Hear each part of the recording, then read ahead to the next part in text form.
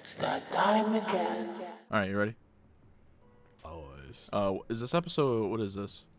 I have no fucking clue at this Let me point. look that up Hold on, first. I got it. Don't worry. Oh, okay. It is 44. 44. Okay. All right, you ready? Always. Hello, everyone. Welcome back to episode 44 of Break Time with Derry and Trey. I'm Trey, and that's Derry. Say hi, Derry. Hi, Derry. Yes, sir. And we apologize before we get into anything. We apologize for being a little MIA past few weeks. Me and Derek have both been adjusting to our recently new jobs, so it's just been a little chaotic figuring things out. And as you guys know already, I also have a newborn to tend to, so figuring all that out. But we are back today, and Derek has a Derek has a topic for you. I do? You do. What topic do I have? Oh, do we not? This is news to me. What topic is it? Oh, I thought you wanted to talk about 3 Mile Island. Okay. So this, sorry people, this is already starting great. So Trey just told me that he wanted to talk about a different topic. I was like, all right, yeah, that's cool. Oh, okay. And I didn't know. he just I didn't come say we on had to do here it and he's today. like, Derek's got a topic for you. And I was like, what the fuck? I didn't mean today. I didn't mean today. Oh, okay. Well, I meant today. Yeah, we can. Okay. We can switch gears. Okay. So Trey has a topic for you. Yeah. So hold on. So the original plan was that if you guys have seen the last episode, we were going to talk about 3 Mile Island, the nuclear disaster. Which that was the plan until Trey or just like the last 5 minutes, he's like, hey, I got this topic I want to talk about. I'm like, perfect, we'll talk about that instead. So we'll talk about that in a second. However, yes, Trey is right. We've been gone for some time. We are sorry about that. Most of it is on me. I started a new job. I work with our friend Jackson. If you remember, we've talked about Jackson before. At his place of business. And we work first, second, and third shift, rotating. So it's been very hard for me to get adjusted so far with trying to record the podcast and whatnot. But we're here now, and hopefully we can go back to a somewhat semi-regular basis again on the show, because I don't want to give it up, and I know Trey doesn't either, because we were being pretty consistent, weren't we, buddy? Yes, sir. I think we were doing a pretty good job. And, you know, I mean, hey, 43 straight weeks in a row. well, yeah, give or take. When I had baby and moved. yeah, that's about it though. That's it. Yeah, but you know, before we get into today's topic, I just want to give a little insight on my day-to-day here. So I for the last week I've been eating at Quick Star. If you guys don't know what Quick Star is, it's a gas station like Casey's, only it has a lot more food than Casey's. That has been my saving grace for the past 5 days. Bread and butter. Yeah, it's not a great life right now, but you know, It is a life. it is a life. I on my way home, I got Trey, you. I got a thing of mozzarella Oh, here sticks we and go. 2 cheeseburgers. Did you eat And them let me already? tell you. Oh yeah, I ate it on the way home. Oh, Jesus. Well, and this is what I was talking about earlier to you, is that I have so little time between the time I get off work to the time I want to, sit down and play games with everyone, that I have no time to eat, so I just eat on my drive home, So anyways, I ate these mozzarella sticks, and I gotta say, Trey, that is the worst thing I've ever had from Quick Star. I don't get them very often. So yeah, I mean, you've tried the Bosco sticks from there, haven't you? No. Oh well, those are probably better. I'm sure they are, but I saw mozzarella sticks. I looked at them and went, you know what, that sounds pretty okay. I haven't had mozzarella sticks in like at least a year. So I tried them and I was like, wow, these are actually horrible. They're not even melty. It was just a brick of cheese with fucking breading on it, sub-warm. And the burger's just a burger, just a typical $2 fucking cheeseburger. But it keeps you alive. Morgan likes the chicken sandwiches over the burgers. I've been getting the spicy one. Oh, okay. But I've also been getting heartburn from that too, Oh. so I had to lay off from that.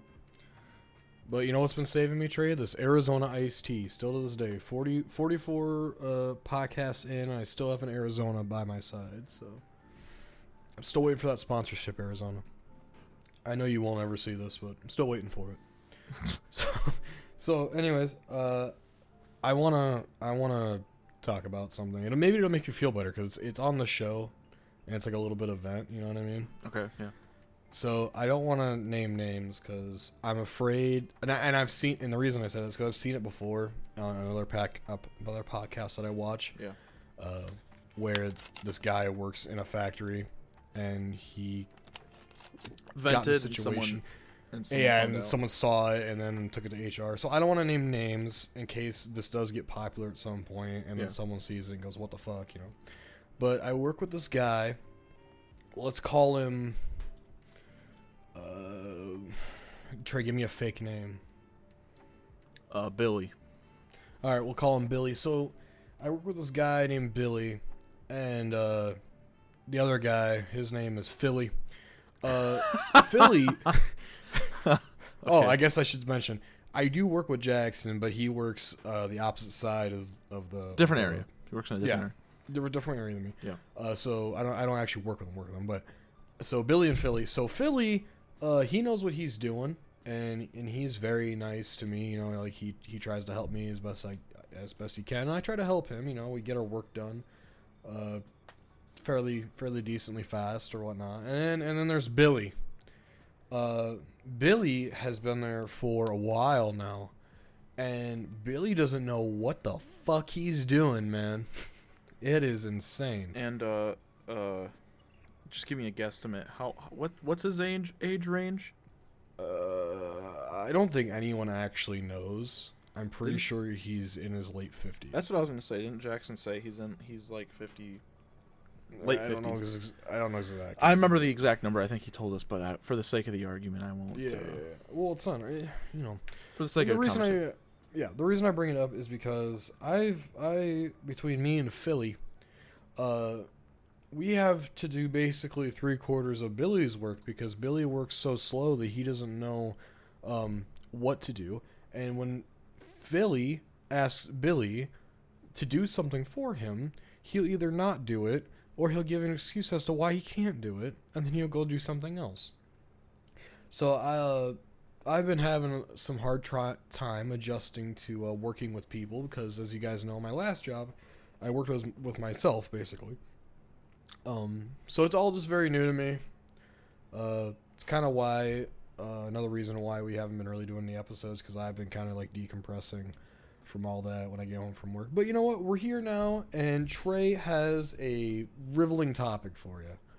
All right, so guys. Why doesn't Trey do that? Let's buckle in. It's a little bit of a sad one, but it's a cool one. Oh, I wasn't even being punny, but well, we don't know. We don't know if he buckled in. Yikes. If you guys don't know, and I just found out about this today. Derek knew about this before me. He's on top of it when it comes to this stuff. Apparently. So in 2018, in August of 2018, there was an airplane. More specifically, it was a Horizon Air Canada-8400 stolen from the SeaTac Airport, which is the Seattle-Tacoma International Airport, by a 28-year-old man. Huh? It wasn't Canada. It was Alaska. Oh, okay. I don't. I'm reading off of Wiki here, people. Oh, yeesh. Okay, I thought it was Alaska, but you know, there's literally a picture I'm looking at right now that says Alaska along the side of the plane. Anywho, it was an Alaska -8400 Q. I don't know. Horizon 2019. Oh my God. Hang on, give me a second. 2018 Horizon Air Q400 incident. So, this 28-year-old man named Richard Russell, he was a ground service agent with no piloting experience, and he was also like a baggage handler. And one day on August 10th, he performed an unauthorized takeoff. And shortly after, and he was already at the airport before his shift, like 5 hours before his shift. And there's video camera footage of him walking through the gate to clock in, basically, or not clock in, but like go into where he works. And he had a t-shirt shorts and flip flops on, and the shirt read, "The sky is the limit." Yep. Or there is isn't that cool? Yeah. I mean, it's a tragic story, but that is a cool fucking shirt to wear for what's about to unfold. And shortly after he took off and had an unauthorized takeoff in this plane, there was 2 F-15 jets scrambled to intercept him. And then eventually the SeaTac control tower made contact with him, and within as the conversation goes, there's a quote that's repeatedly used to describe the situation. And I listened to the audio. He sounds like he's on top of the world, but like he has demons. And yeah. What? Oh, I said yeah. Oh, okay. I couldn't tell. You cut off. I thought there was gonna be more you had to say. No. In the audio. I'll let you keep going. The quote reads, "I'm just a broken guy. Got a few screws loose, and I didn't know it until now." Yeah. So I guess Richard was kind of like battling some shit. I apparently, from what I remember, he was a big. I want to say big. He was in like. Do you know what Young Life is? What? Young Life? Nuh-uh. It's like a church organization for like teenagers and shit. Oh, okay. He was really big into that for a while and whatnot. But anyways, so I guess, like 4-H? Yeah, but for church. Oh, okay. So yeah, Richard was working at this airport, and one day he's like, you know what, we're just gonna fly one of these bad boys. So he got in the driver's seat, and he fucking took off, man. And the control tower was like, hey, what are you doing? This isn't your plane. And Rich was like, hey, I know, but it's okay because I know how to fly it. So yeah, then the government sent these 2 fighter jets to him in the sky, because they were gonna, obviously, since 9/11, air security has been very high, right? Yeah, so they're gonna shoot him down if it had to happen. It only took them 15 minutes to scramble to his location from Portland because of terrorists. Oregon. Yeah, because yeah.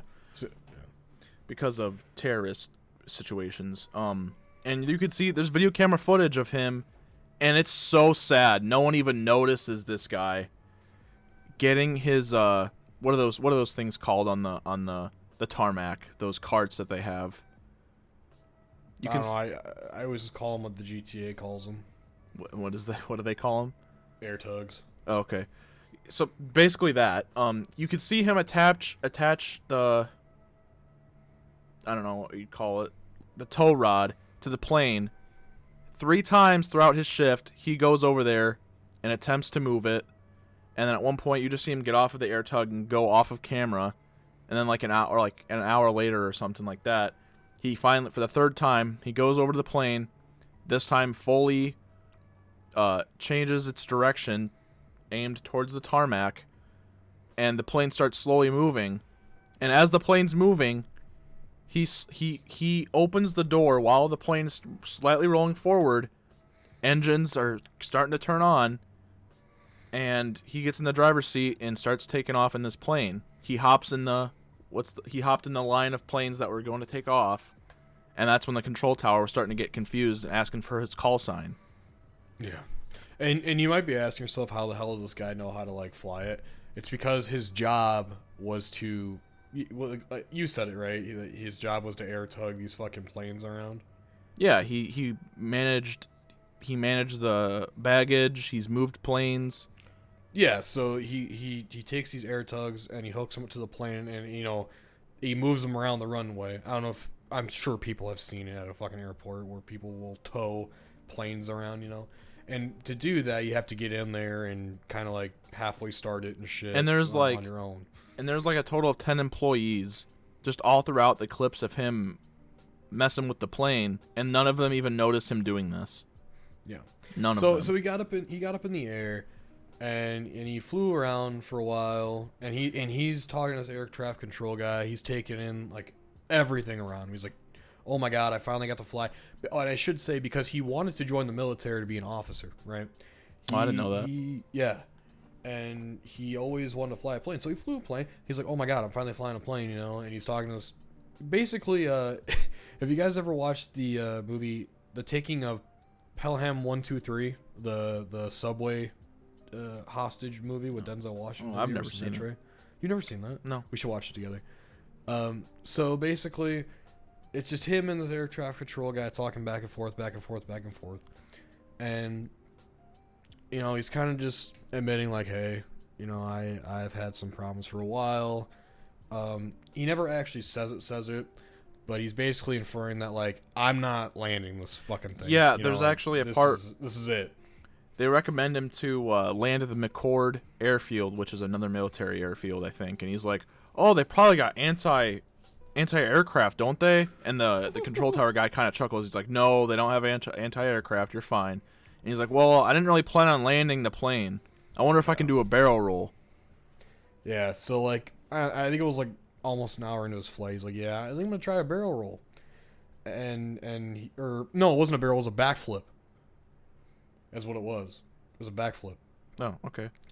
And mind you, this plane holds 76 people. Like, this is a small passenger plane. Yep. And the air traffic control guy's like, I don't think that's a good idea. and Richard's like, well, I'm going to try it anyways. So Richard does what he's going to do. He fucking takes that plane up, and it comes up, and he almost gets it all the way around. And apparently, from testimonies of the fighter pilots and the F-15s behind him, when he completed the backflip, he was only 10 feet from the water. He was out on, like, the seaboard of Washington. Oh, yeah. He was only 10 foot from the water. And I guess, if I remember right, the pilots were talking back to each other, and he's like, to Pilot 1 from Pilot 2, he's like, did he just do a backflip? Pilot 2 said, affirmative. Yes, he did. Because they were just stunned that he could do this, you know.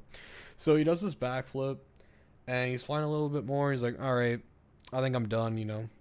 So what he ended up doing, as far as I remember, is that I have the timestamp. Do you have the timestamp? All right, then I will let you take it.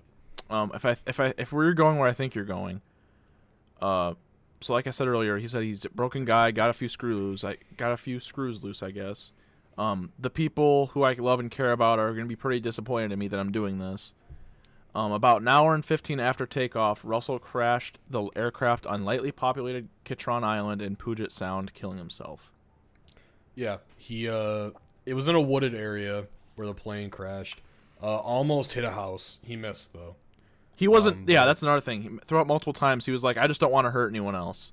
Yeah, which he almost ended up doing accidentally. Like, it wasn't on purpose. Yeah. But the fire that did break out from the plane almost did catch the house on fire. Mm-hmm. However, so here's some. Oh, I got a crazy detail for you too. But go ahead. So, according to the FBI press release, Russell's crash was intentional, as we've talked about here. If the pilot had wanted to avoid the impact with the ground, he had time and energy to pull the column back, raise the nose, and initiate a climb. So why didn't he? Russell's death came as a shock to his family, and questions remain about his motivations. Here's what we do and do not know about the incident. Russell didn't have a pilot's license or any formal training, but he didn't know how to start a plane because of his job, obviously. When the air traffic controller asked Russell if he had felt comfortable flying the plane, he responded, and I quote, "It's a blast, man. I played video games before, so you know, I know what I'm doing a little bit." Yeah. The guy sounded like he was high on life this entire time he was talking. Yeah. There was also, a crazy detail. At one point, the control tower didn't have contact with him for a few minutes, and he's like, "Oh, sorry, I messed up the mic. I puked everywhere." And yeah, because you didn't know how to what's the word? He didn't know how to pressurize the cab, so he was just feeling all the fucking the height difference and the G-force and shit. Unlike that's why he was flying so low. Yeah, when you're on a plane, they pressurize it so you never feel like you ever climb or descend from the sky. He had no idea how to do that, so he's up there just fucking us all fucking flying around. And so because he puked everywhere, they ask him at one point how fast is he going, and he's like basically saying, "I have no idea how to read this." So then they ask him again how fast is he going at some point, and he's like, he said something about probably minimum wage. And everyone, I don't know, a lot of people loved that he was just being funny and humorous the entire time. And Well, a lot of people on the internet really praise this guy because he took it upon himself in the initiative to, live out what he wanted to do, with his life, even though it kind of ended up taking his life. But it's a sad story, but Russell was an okay dude on my part, on my opinion. He's a pretty guy, pretty okay guy. When I said earlier the F-15s took 15 minutes to reach from Portland to where he was, is because they turned on the afterburners and went supersonic, and there were sonic booms generated on the way to Puget Sound. Oh, I did not know that. Yeah, it only took them that long because they decided to go supersonic. Oh, and he was married, by the way. Yeah. Him and his wife ran a bakery for a while before he started working at the airport. And if I remember right, hold on, I think it's actually in this article I was reading. He had called, the couple ran a bakery for 3 years before moving to Washington to be closer to family. And Russell had said, we consider ourselves bakery connoisseurs and have to try a new one every place we go. Russell's job with Horizon Air allowed him to travel and visit his family in Alaska more frequently. So, Russell's actually born in Florida, if you didn't know that. Then they moved to the Pacific Northwest when he was 7. He also had his bachelor, or he was going to earn his bachelor's in social sciences. He wanted to seek a management position at the airport, or like I said, join the military as an officer. And that was when he was at 27, so I believe he was 28 when he did this. Mm-hmm. Which is crazy. Here, I have a lot of quotes for you. Okay. Sorry to talk about this. A few screws loose. When the ATC suggested, so the control tower suggested that they land at the McCord Air Base, he refused and said, "Those guys will rough me up if I try to land there. I think I might mess something up there too. I don't want to do that." And he asked if he could get a job as a pilot with Alaska Airlines if he successfully landed the aircraft, and they said they would probably give you a job they'd probably give you a job doing anything if you pulled this off. And he said, "Yeah, right. Nah, I'm a white guy." He spoke of wanting to do a couple of maneuvers to see what this aircraft can do, and requested the coordinates of the Orca that had been brought to national attention, saying, "I want to go see that guy." Oh. So do you know about that? No, was there an Orca thing going on up there at the time? If I remember right, there was had this babies? news article that had come out where an orca had washed up on shore, I think is what it was. Yeah. And it was beached, obviously. And if I remember right, this is just me trying to, I believe the babies were swimming close to shore because they knew what had happened. And I guess it was like a big news thing in the Washington area about it. I guess it just got a lot of people's heartstrings a moving. Yeah. Really popular. So he wanted to go see that. I don't think he ever actually ended up going that way. No. But he stated he didn't want to hurt anyone, and in the final minutes of communication apologized to his friends and family. Near the end of the flight, the aircraft was seen performing a barrel roll.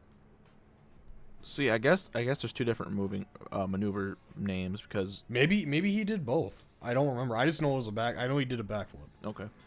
No, you were right. He did a maneuver over Puget Sound, recovering approximately 10 feet, 3 meters above the water. Hey, I was right. Let's go. A veteran pilot said the maneuver seemed pretty well executed without either stalling or pulling the wings off. When an air traffic controller requested he land the plane after this maneuver, he said, "I don't know, I don't want to. I was kind of hoping that was going to be it, I wasn't really planning on landing it." Yeah, I don't think he planned on executing that backflip. I think he was trying to go into the water. And he definitely just ended up successfully doing it anyways. The guy's a legend. The F-15s attempted to direct him towards the Pacific Ocean and did not fire at him, obviously. The Q-400 ultimately crashed at 20:43 local time on Ketchikan Island in Puget Sound, Pierce County, Washington, killing the occupant and destroying the aircraft. A towboat crew was the first to respond. There was an island fare that delayed it. Delayed the firefighters from getting there from the West Pierce Fire and Rescue, and other nearby departments arrived on the island about an hour and a half after the crash, where they then contended with the island's thick brush. The fire burned a 2-acre area, but was extinguished by the following morning. No injuries were reported to the residents of a sparsely populated island, even though the crash was close to at least one cabin, which was occupied at the time of the incident. Yeah. And just to round off plot of it, the reason that this was such a big thing at the time, it was mental health, as far as I know. Yes, but the fact that he had stolen a plane, it was the first, and I don't know if it talks about it where you're reading, but it was the first time since 9/11 where a big air emergency had happened. Mm-hmm. Not really. Nothing is really like that had happened since September 11th, so that's why they had the fighter planes come out as quick as fucking possible, because they had no idea what was going on. And then it just happened to be this guy that was in his late 20s that just wanted to do something that he believed in and dreamed of before he took his life. So yeah, you were right. I do have some more information that confirms some of what we talked about.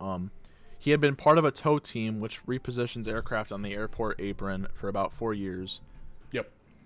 And his supervisor described him as a quiet guy who was well liked by other workers. During his communication, so this is what I was talking about. During his communication with air traffic control, Russell made a complaint about wages, stating minimum wage. We'll chalk it up to that. Maybe that would grease some gears a little bit with the higher ups. So he was trying to get his other coworkers paid more. Yeah. He was born in Key West, moved to Wasilla, Alaska at the age of 7. From early childhood, he was known as Bebo to his friends and family. Bebo. He attended Wasilla High School, where he wrestled and competed in track and field. He was a hard-hitting football fullback in high school, scoring 6 touchdowns. He was a fullback? Yeah. Scoring 6 touchdowns his senior year, after which he moved to North Dakota to join the football team at Valley City State University. He left for Southwestern Oregon Community College, where he met his wife at a Campus Crusade for Christ meeting.